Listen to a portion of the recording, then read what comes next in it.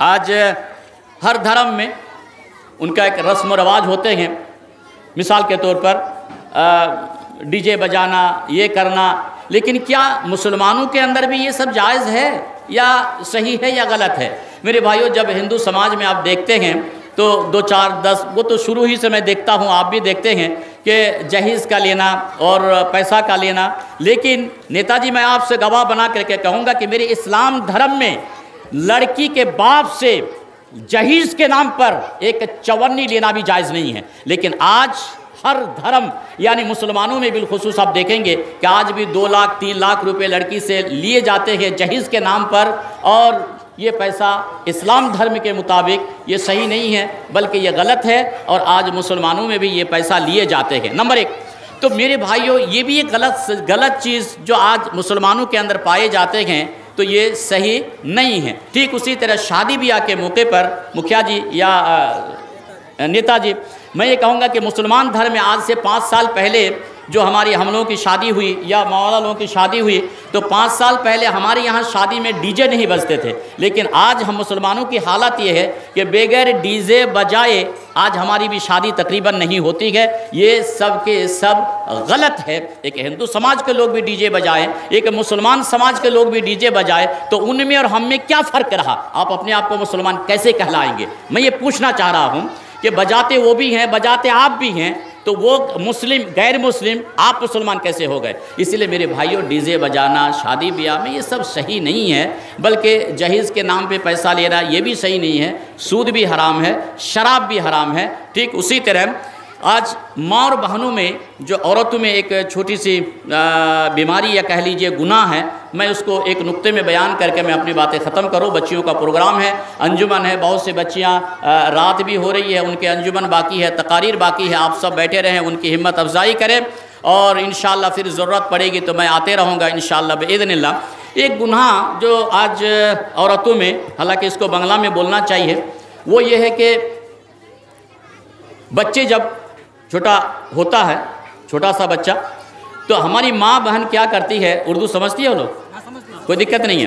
تو ہماری ماں بہن کیا کرتی ہے کہ چھوٹے بچے ہونے کے بعد وہ کاجول لگا دیتی ہے، وہ ٹیکا لگا دیتی ہے.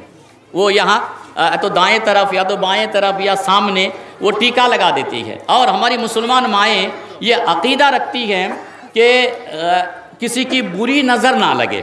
ٹیکا لگا دیتی ہے اس عقیدے سے کہ کسی کی بری نظر نہ لگے. یہ صحیح نہیں ہے. بلکہ آپ اگر یہ چاہتے ہیں کہ آپ کے چھوٹے بچے جس کو کسی کی بری نظر نہ لگے، تو اس کے لیے اللہ کے رسول صلی اللہ علیہ وسلم نے ہزاروں سال پہلے کچھ دعائیں ہم کو سکھائے. آپ کیا کریں؟ مغرب کے بعد 3 مرتبہ قل هو اللہ، اور 3 مرتبہ قل اعوذ برب الفلق، اور 3 مرتبہ قل اعوذ برب الناس.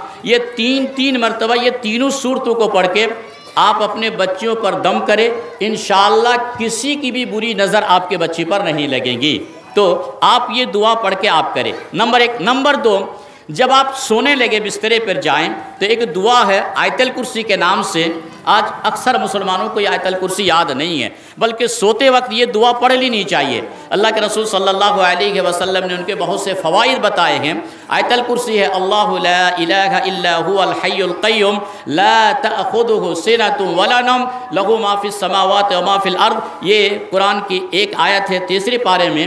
اگر آپ یہ آیت الکرسی پڑھ کے اگر سو لیتے ہیں تو اللہ کے رسول صلی اللہ علیہ وسلم 3 فائدے بتائے ہیں. نمبر 1 فائدہ یہ ہے کہ اس کے گھر میں شیطان داخل نہیں ہوگا. نمبر 1. نمبر 2 فائدہ ہے کہ اس کے گھر میں ایک فرشتہ کو اللہ مقرر کر دیتا ہے. 2.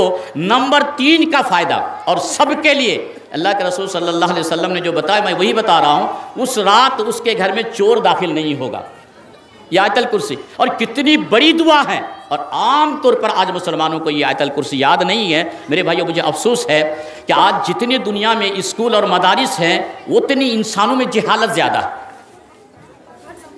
میں آپ سے پوچھوں، اکثر جتنے یہاں بیٹھے ہوئے لوگ ہیں، اس کو نماز کی دعا تقریباً 90 یعنی 70% لوگوں کو نماز کی دعا یاد نہیں ہے. اور اسی گاؤں میں مدرسہ اسی گاؤں میں ہے. لیکن یہاں کے جتنے مدارس ہیں وہ اتنی جہالت ہے. جتنی اسکول ہیں اتنی ہی جہالت ہے۔ میرے بھائیو، ہم لوگوں کو نماز کی جو بنیادی دعائیں ہیں ان کو سیکھ لینا، یاد کرنا بے حد ضروری ہے۔ اس سے آج سے پہلے جب میں آپ کے یہاں خطبہ میں آیا تھا ایک مرتبہ، تو میں یہ بولا تھا کہ آج بہت سے لوگوں کو جنازے کی دعا یاد نہیں ہے، تو میرے بھائیوں کم از کم جو بنیادی دعائیں ہیں وہ آپ ضرور یاد کریں۔ اور اس کے بغیر ابھی جو شیخ امیر محترم شیخ انعام الحق صاحب نے کہا کہ جس کو نماز کی دعا یاد نہیں ہے اس کی نماز بھی نہیں ہوگی، تو آپ ہفتے میں ایک دن جو 2 رکعت نماز پڑھتے ہیں، اگر آپ کو نماز کا طریقہ دعائیں یاد نہ ہو تو پھر آپ کی نماز نہیں ہوگی۔ اس لیے ضروری ہے کہ جو بنیادی دعائیں ہیں اس کو آپ یاد کریں۔ بہرحال جب آپ سونے لگے تو آیت الکرسی ضرور پڑھ لیا کریں۔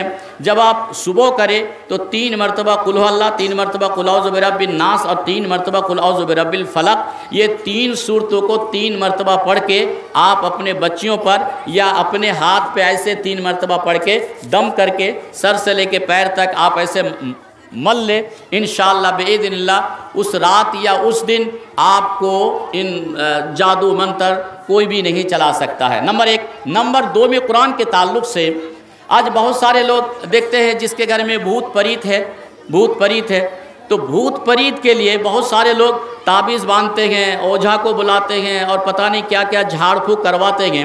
تو میرے بھائی اس کی ضرورت نہیں ہے، بلکہ اللہ کے رسول صلی اللہ علیہ وسلم نے کچھ دعائیں ہمیں سکھایا ہے، کچھ عمل بتایا، آپ اگر وہ کام کرتے ہیں تو اس کا علاج بھی ہو جائے گا۔ آئیے ایک حدیث صحیح مسلم میں ہے، اس حدیث کے راوی حضرت ابو ہریرہ ہیں۔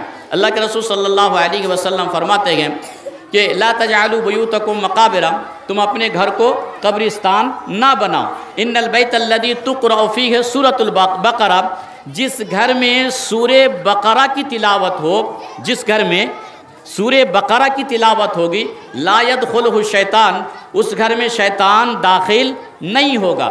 تو آپ سورہ بقرہ کی تلاوت کریں، آپ کے گھر کی برکت بھی ہے، روزی کی بھی برکت ہے، اور آپ کے کاروبار میں بھی برکت ہے، اور شیطان بھی آپ کے گھر میں داخل نہیں ہوگا۔ تو بہرحال یہ چند باتیں تھیں، بولنے کے لیے بہت کچھ ہیں، لیکن بچیاں پریشان ہو رہی ہیں اور ہمارے مہمان بھی یہاں بیٹھے ہوئے ہیں، ممکن ہے کہ مہمان بھی چند بات کریں گے اور پھر یہ سلسلہ چلتا رہے گا۔ آپ سب سے گزارش ہے کہ آپ بیٹھے رہیں تاکہ بچے اور بچیوں کی ہمت افزائی ہو سکے۔ آپ اگر چلے جائیں گے تو پھر ان کی تقاریر کون سنیں گے؟ لہٰذا آپ سب سے گزارش ہے کہ آپ ہیں اور آپ ہی کی بچے اور بچیاں ہیں، اسی لیے آپ صبر تھام کے بیٹھیں اور بچیوں کی آپ ہمت افزائی کریں۔ انہی چند باتوں کے ساتھ میں صدر محترم آئے ہوئے مہمان آپ سب کے میں شکریہ کے ساتھ میں اپنی باتیں ختم کر رہا ہوں۔ آج دعا کا گواہ ہوں کہ اللہ تعالی ہمارے آنے بیٹھنے اور سننے کو قبول عطا فرمائے، آمین۔ السلام علیکم ورحمۃ اللہ وبرکاتہ۔